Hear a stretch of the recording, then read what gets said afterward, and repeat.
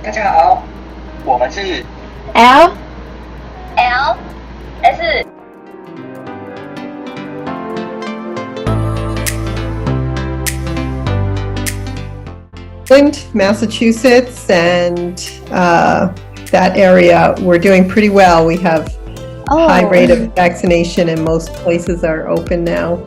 And awesome. So we're pretty happy about that. We spent a lot of time working very hard, keeping our masks on and social distancing, unlike, like much better than probably most of the rest of the country. And now we're opening back up. So it's really good. I hope it works out over there too soon. Yeah. We're doing pretty good before, but like in a few months we suddenly just have an outbreak and then we I know. Work from home. Right. I heard about that because you didn't do very well with the masks and everything, but it's a virus, so it's tricky. Yeah. So most of us are waiting for vaccination right now. Yeah. I hope that we can get it to everybody in the world soon. Yeah. Okay, so I think we can introduce about ourselves right now. Okay, thank you. So we're a group of college students and we are supported by the Ministry of Education in Taiwan. And we are doing this project about the issues of youth losing to believe in themselves when they're entering first career or like their mental illness problem when entering their first career. Yeah, and like also in COVID, like more and more time we spend on the internet. So we think that media literacy is a more and more important issues also in the teenagers in Taiwan. Absolutely. Yeah, so we would like to ask more from you. Yeah. So my name is Tiffany. Yeah, and I'm Uni. and Mark. Yeah, so Xavier. Xavier. Yeah, so we're a little team right now. So we definitely need your advice. Okay. Okay, so I think we can start our questions right now. So the first question is so many people said that children in the generations may suffer from social and information dilemmas in Taiwan especially. And do you have any ideas about this, that is like any solution to this situation? Who did you say? Could you repeat the question, please? Like the children and teenagers in Taiwan, most of them suffer from the social and information dilemmas. And we're just confused about how to solve these questions.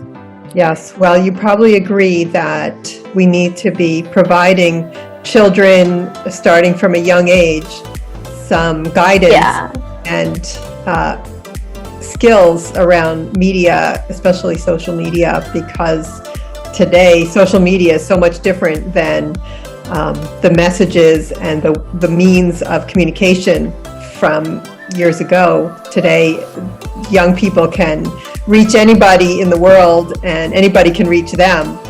So right now we have very little guidance and few guardrails, and that is leading to some very dangerous situations and harmful situations, even though it also can be very positive in some ways, and young people can be very creative and also have an opportunity to learn a lot that maybe they didn't have access to before. Yeah, but we need to ensure that what they learn from the internet is the right one, not the fake one. That would be better, yes. So it's good to have the critical thinking skills so that we're not just telling them what to listen to and where to go for information, but that they can find better information or more credible information or safer information on their own for when we're not there, or when things change again and we're not prepared for what sort of new techniques are being used to reach them. Yeah, and I have searched your website and you had a video like a 5-step you know how to know your the news you're getting is the right one. Like you need to think about why they post it or like other step, right? Yes. Yeah. So there's five key questions, and that comes from the Center for Media Literacy. And they've been doing media literacy work for many decades, probably 50 years. 50 years. Maybe. So this issue has been. Sorry, maybe not 50 years, maybe 20 or 30 years. But they have been. Long time. Yeah. So they have, and that was well before social media. So this is a skill that's been needed. It's not new. Misinformation and disinformation is not new, but the means of communication now are becoming much more sophisticated and also allowing a lot more people to participate. So we really need to be paying attention, and we need to really up our game. But the Center for Media Literacy has 5 key questions, and I think that those are very, very good and transferable to many different kinds of media. So that's a good place to start. Yeah, I think we should apply it to like when we see any news. Yeah. And sorry, can you say what's the origin of the 5 steps? It's from a central. I can send it to you. I saw it on the website. Okay. And yeah, can I ask, do you guys have a lot of information for teaching the kids to recognize or like? We share information from other organizations. So we don't have our own curriculum. We are more about advocacy, and we don't necessarily want to say what is the right choice of curriculum for any particular teacher or classroom or school. So we provide a lot of an opportunity to find good resources on our site, and then those links will take you to another site. But there are many good organizations that are doing excellent work and creating curriculum, resources, workshops, and we're just trying to make sure that those resources are being used. Yeah. So I have a question like how do you think media literacy can be integrated into the like curriculum or like workshop you have said before? Because we did want to help the workshop to consume that the media literacy, but we don't know like how to like make up a lesson and they really can understand what we want to convey. Yeah. When I first started, a lot of people had not heard about media literacy. In fact, I really only learned about media literacy not that long ago, maybe a little more than 10 years, but it's not necessarily something that people are familiar with, but they do recognize that there's a need for understanding how to decode messages.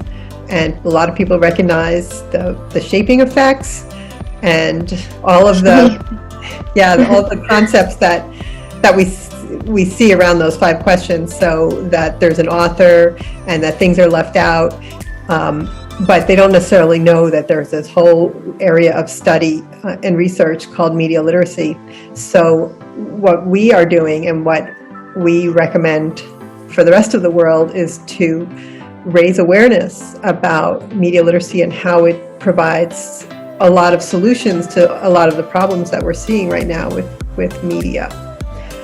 So that's kind of our main focus is helping people to recognize and understand that there is this solution, and it's called media literacy, and we need to find ways to get past the barriers that are preventing students from learning it and from preventing teachers from integrating these great courses and these great resources into their classroom.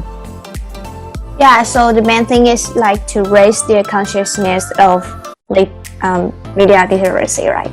Yes, I think that would really help. And one way to do that is to introduce workshops or classes. So if you're able to work with young people, children or teenagers, by doing workshops in local schools or separate programs, you can reach more people, and their parents learn, and the teachers learn about it, and then they start to advocate as well. Oh, so they didn't know, so they will be willing to advocate this. We hear from so many young people, from college age students who have just taken their first media literacy class, and they're kind of awakened to, is it like they don't know that they don't have good literacy, kind of like this? Right.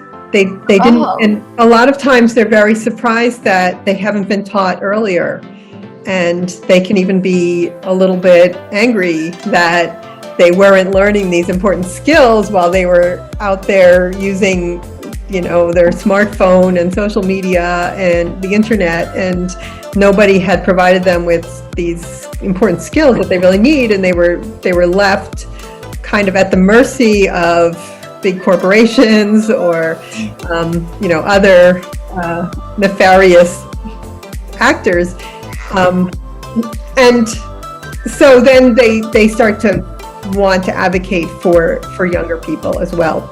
Maybe that's partly why you're here doing this. Yeah. Because I think for me, I know this is a big issue, but I don't really know why is it so hard, or why is it so big and impact so many people. Yeah, so I think courses are really required, so that we got awareness, but we need to focus more on what's going on. So it would be good, yes, it would be good if we could require media literacy in schools. But before we can do that, we need to help people understand what it is and why we need it. So that's, in some ways, the first step. And these things can go kind of hand in hand. So you make a little bit of progress in one direction, and then you make a little bit of progress in policy, and then you make a little bit of progress in the classroom. So you're working from different sides at the same time. Yeah, I also know that you advocate the law to the states, right? They don't have the laws to the media literacy in the class. Yeah. Of course, in the United States, we have 50 separate school districts or school departments of education. So we have to do a kind of a 50-state approach, and it might be... That's quite much. Yeah. So we're making little steps along the way in many states, but we can't do one law. We can't do one change. We have to work in all these different states, so it takes a long time. But it's possible that if you work with your policymakers, since you have essentially one state,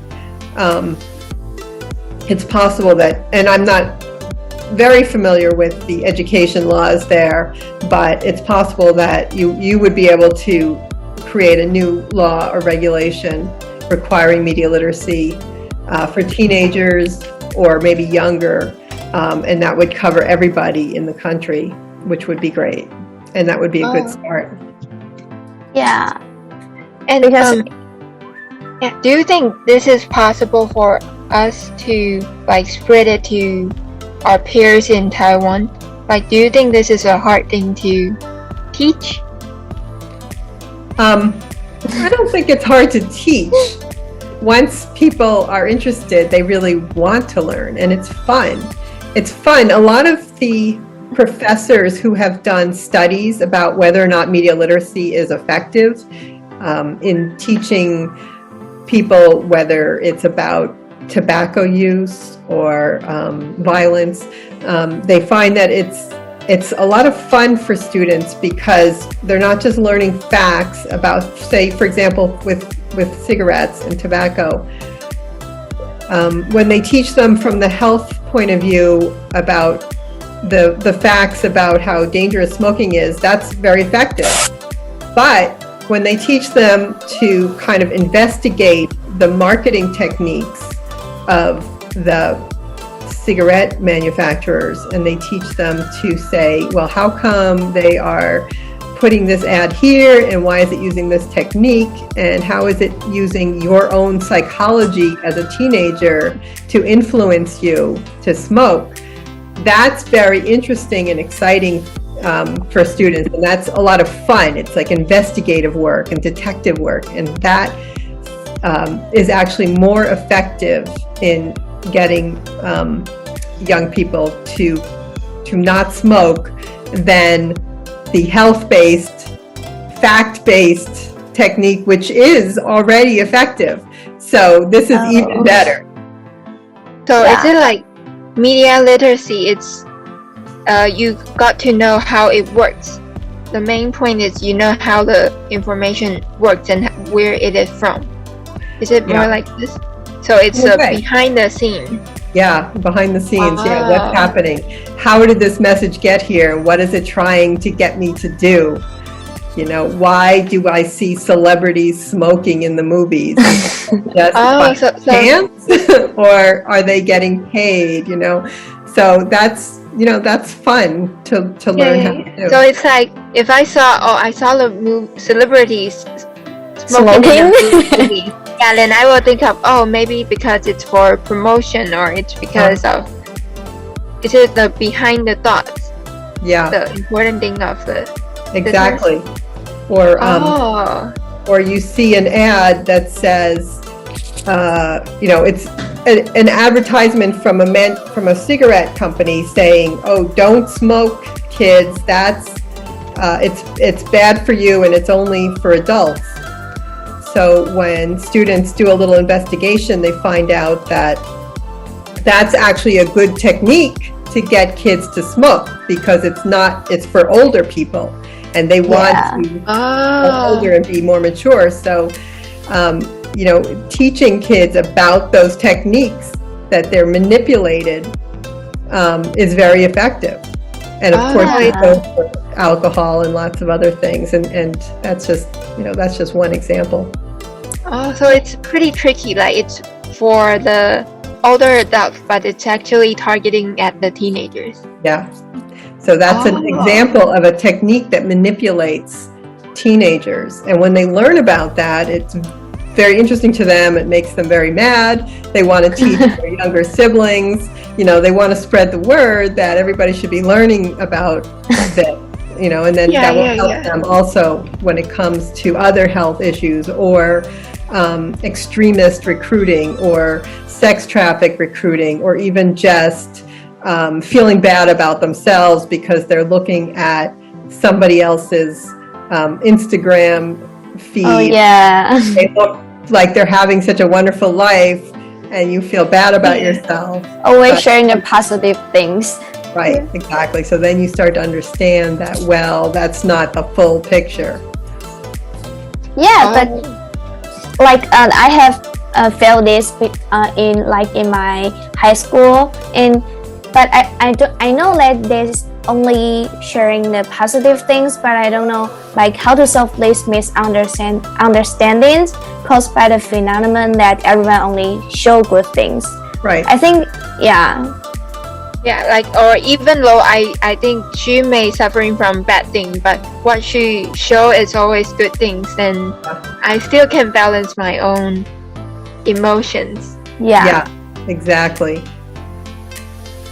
So I think if we end this phenomenon, so we can feel better, actually people can have negative feelings, or actually sometimes have bad feelings. Yeah. Sometimes it's just a matter of changing your media diet. So media diet. Right. Don't just is it a part of the media literacy too? I think so. It's learning about how media affects you and how you should deal with it. So sometimes you might say, I'm looking at, it's like eating too much junk food. Maybe some of it is kind of good and you want it a little bit, but you shouldn't eat junk food all the time. So if you are finding that you're looking at social media and you're feeling bad, maybe you're just looking at too much of it. Yeah, that's an awesome example, eating junk food. You need some, but not too much. Right, a little bit maybe would be okay. Yeah. So so what do you think, like, what difficulties will these issues meet in the future? Because like you raise the conscious of like everybody know the literacy, the media literacy, but I think there will be more difficulty in the future. There might be. We don't know what will be next. There's artificial intelligence, there's virtual reality. These things could start to have more of an effect on our lives and change what we see. We're seeing the deep fake videos where they can create a video that makes it look like somebody is saying or doing something that they never did. So I think the challenges are going to get bigger and bigger as they have been. They've been getting bigger. Yeah. Gone from, television, plain old television, to high def television, to YouTube, to Netflix. So it's harder and harder to recognize, good information, bad information, what's real even. So it's very urgent and important that we start teaching these skills to everybody from a young age, so that we'll be prepared for what's coming next.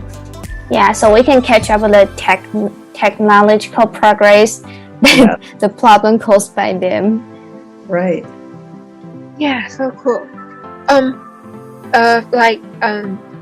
Cause our team will wanted to build a kind of like a resource platform. Yeah. And I heard you mention that you are kind of like leading people to your website and they can find resources to what they want.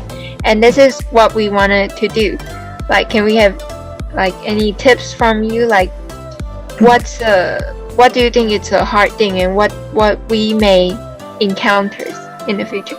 So for now, we're only like collecting different kind of use organizations. Yeah. Collecting what?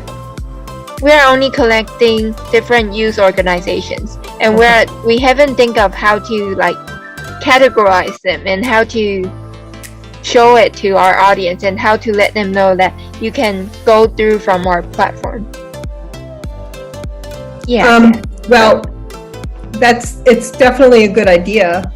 We get a lot of visitors to our resources page, and then people, once they're there, they can learn more on the What is Media Literacy page, and then they might go to the Take Action page and get involved.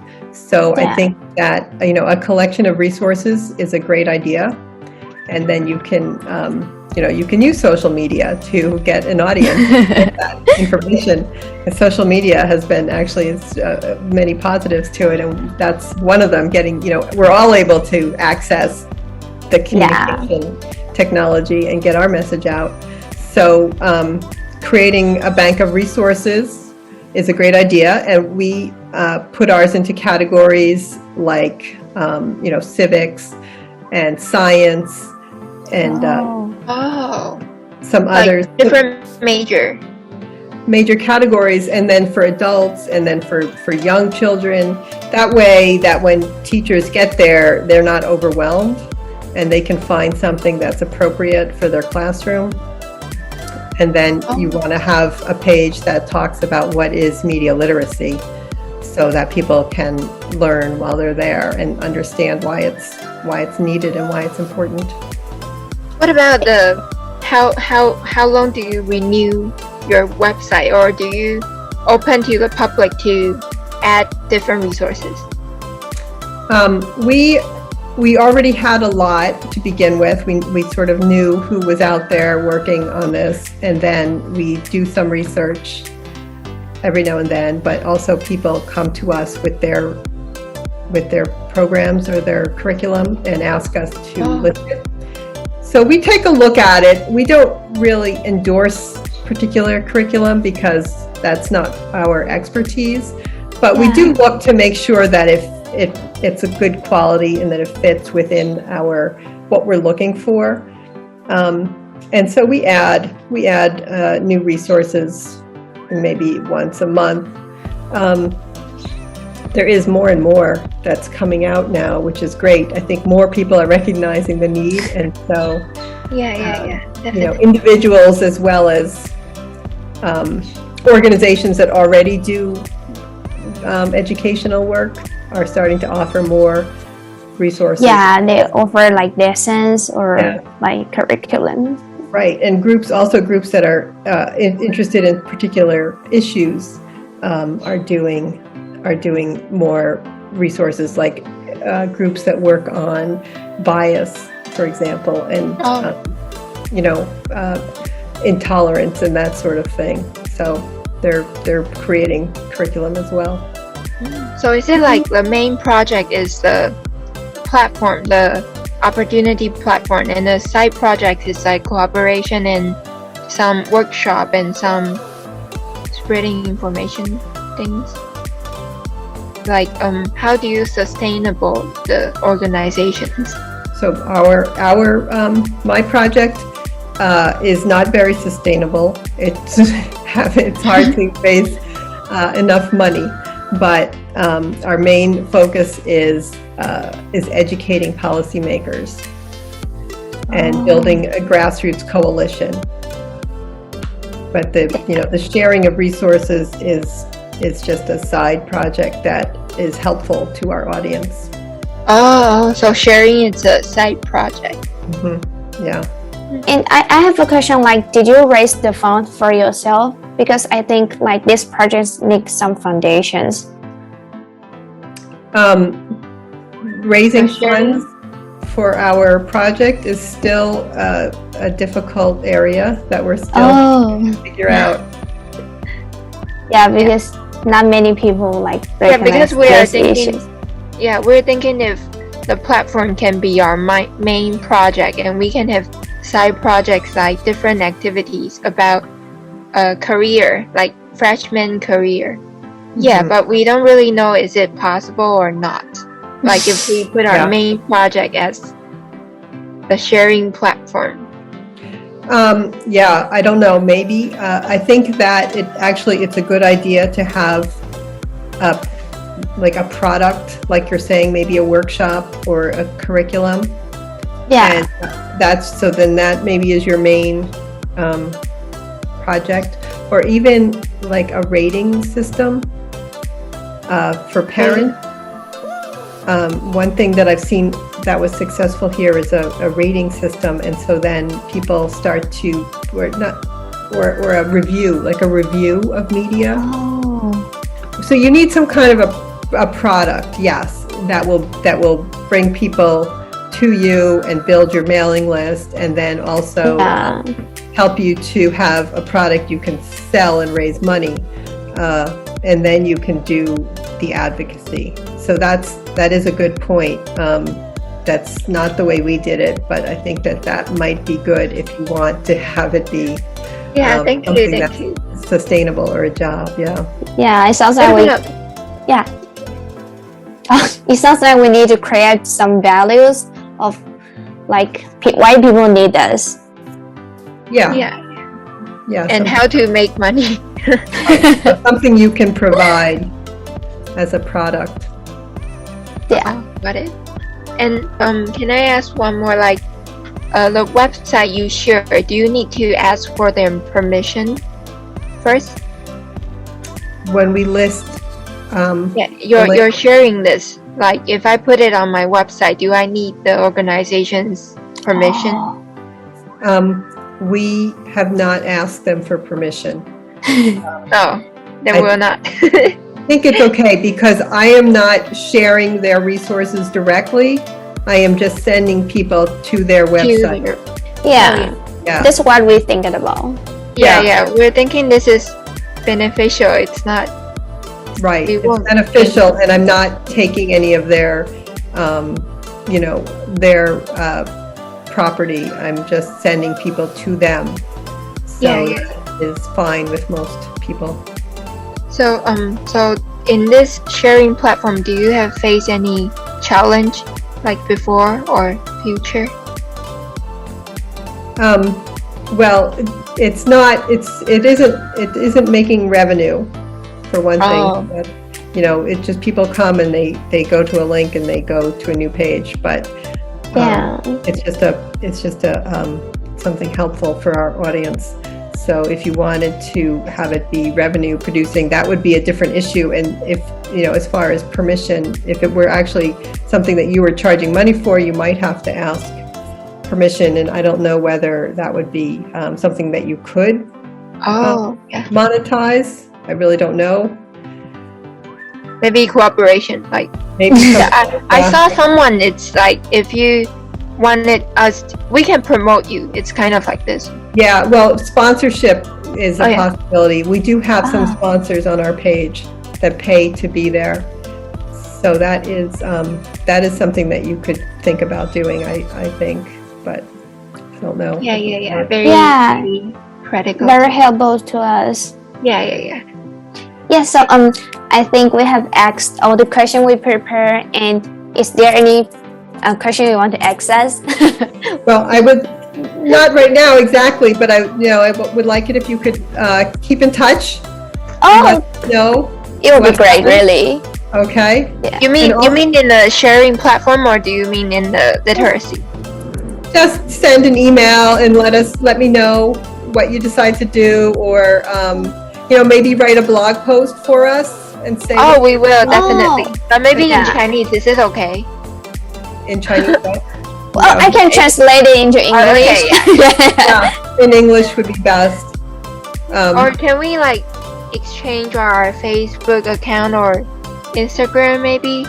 So is it more easy to contact you in email or in any whatever way that you want? Yeah. So we can follow your organization on Instagram or Facebook, right? Yep, definitely. Yeah. And is it okay if we face some difficulty? Is it okay we ask your advice? Yeah. Because you have been doing this. Maybe we will face that we don't really find any resources, or our audience don't like our resources. I don't know. Yeah. And you are a professional in this area. Yeah. And also, I think media literacy should be bigger in Taiwan. Should be a bigger issue also. Should be everywhere. Yeah, true. Yeah. It's more like marketing, I think. It's like controlling people's mind. Yeah, the marketing is a big part of it. Yeah. But that's what we're doing. We're marketing media literacy. Take COVID, for example. We have many fake news in COVID, and people believe it. Yeah. Especially in the adults group, chat group. Yes. Yeah. So that's a problem everywhere right now, and that makes it more clear that it's an urgent issue that we have media literacy. So I think we will have a promotion on Instagram, and we will use this video or the suggestion you gave to us. Is that feasible? Use whatever resources we have, you can share them. Oh, thank you. And tag us so that we know that you're doing it. And sure, of course. Yeah, keep in touch. Yeah. Thank you for having us. Yes, keep in touch. Oh, I have a question. Can we take a picture? Okay. Thank you. See you. Thank you. We will see for your advice. Please stay safe. Okay. Yeah. Everyone stay safe. Yeah. Yes. Bye. Bye. Thank you. Thank you.